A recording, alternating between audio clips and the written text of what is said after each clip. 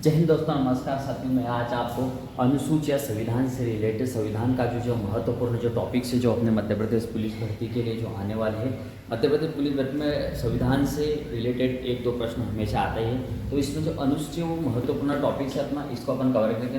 तो अनुसूचित सबसे पहला है वन में है राज्य और उसके राज्य क्षेत्र के बारे में वर्णन दिया गया है। उसके बाद में जैसा ही मैंने राज्य और राज्य क्षेत्र के बारे में बोला, फिर उसके बाद में ऐसे कुछ लोगों को अपने को काम को रखना पड़ेगा जो कि अपने देश को चलाएंगे। तो ऐसे देश को चलाने वाले लोग जैसे कि राष्ट्रपति हो गया, अपना न्यायाधीश हो गया, तो इनके वेतन से संबंधित अनुसूची नंबर 2 में दिया गया।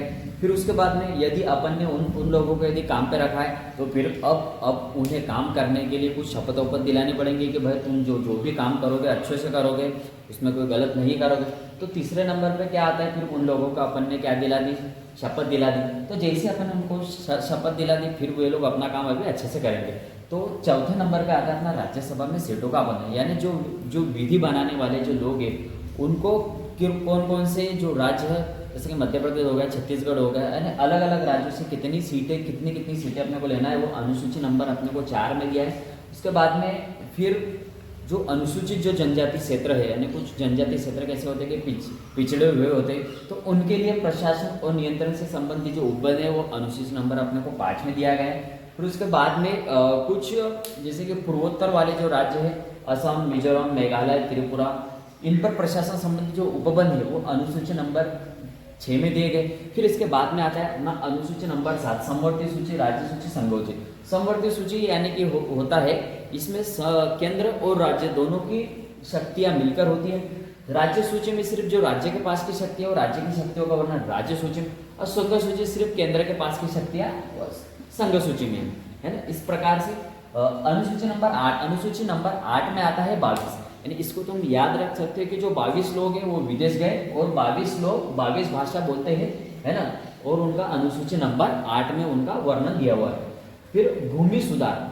अब भूमि सुधार, अब तुम्हारी कोई भूमि है, उसको कोई दूसरा यदि सुधारना चाहेगा तो तुम क्या उसको हाँ बोलोगे?